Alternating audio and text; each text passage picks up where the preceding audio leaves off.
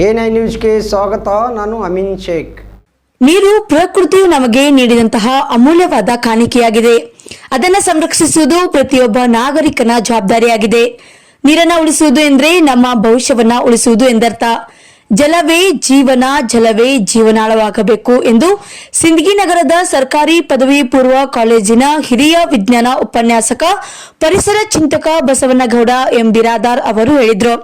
ತಾಲೂಕಿನ ಗೋಲ್ಗೇರಿ ಗ್ರಾಮದಲ್ಲಿ ಜೈ ಹನುಮಾನ ವಾಯುವ್ಯಾರ ಗೆಳೆಯರ ಬಳಗದವರು ಸೇರಿಕೊಂಡು ಜೈ ಹನುಮಾನ ದೇವಸ್ಥಾನದ ಹತ್ತಿರ ಕುಡಿಯುವ ನೀರಿನ ನಳ ಚಾಲನೆಯನ್ನ ಮಾಡಿ ಅವರು ಮಾತನಾಡಿದರು. ಕುಡಿಯುವ ನೀರಿನ ವ್ಯವಸ್ಥೆಯನ್ನ ಮಾಡುವುದರಿಂದ ಇಲ್ಲಿ ಬರುವಂತಹ ಭಕ್ತಾದಿಗಳಿಗೆ ಮತ್ತು ವಾಯು ಅವರಿಗೆ ತಂಡದವರಿಗೆ ಬೇಸಿಗೆ ಕಾಲದಲ್ಲಿ ಅತ್ಯಂತ ಉಪಯೋಗಕಾರಿಯಾಗುತ್ತದೆ ಎಂದರು. ಇದೊಂದು ಸಾಮಾಜಿಕ ಕಾರ್ಯ. ಎಲ್ಲ ಯುವಕರು ತಮ್ಮ ಸಹಾಯ ಸಹಕಾರದಿಂದ ಈ ಕಾರ್ಯವನ್ನ ಮಾಡಿದ್ದಾರೆ. ಅವರಿಗೆ ತುಂಬು ಹೃದಯದ ಅಭಿನಂದನೆಗಳನ್ನು ಸಲ್ಲಿಸಿದರು. ಆನಂದ್ ಕರ್ನಾಳ್, ವಿನೋದ್ ಗಾನ್ಗಾಪುರ್ ಮಾತನಾಡಿ, ಮನುಷ್ಯ ನೀರು ಮಾತ್ರವನ್ನ ಸೇವಿಸಿ 21 ದಿನಗಳವರೆಗೆ ಬದುಕಬಲ್ಲ. ನೀರಿನ ಮಿತ ಬಳಕೆಯು ಇಂದಿನ ಅಗತ್ಯಗಳಲ್ಲಿ ಒಂದಾಗಿದೆ.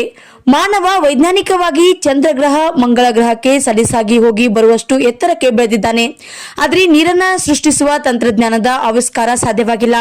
ನೀರು ದೇವರು ಕೊಟ್ಟ ಕಾಣಿಕೆ. ಈ ಅಮೂಲ್ಯ ಜೀವ ದ್ರವ್ಯ ಕಾಪಾಡುವುದು ಎಲ್ಲರ ಹೊಣೆ ಎಂದು ಕಿವಿ ಮಾತನ್ನ ಹೇಳಿದರು.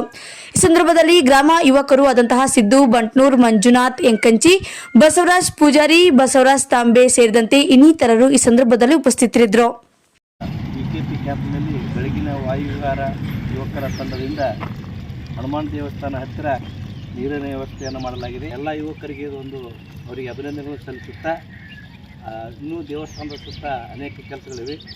ಅವೆಲ್ಲನೂ ಯುವಕರು ತಮ್ಮ ಬನಾದ ಸಹಾಯದಿಂದ ಆ ಎಲ್ಲ ಕೆಲಸಗಳನ್ನು ಮಾಡಬೇಕಂತ ಹೇಳಿ ಅವರಲ್ಲಿ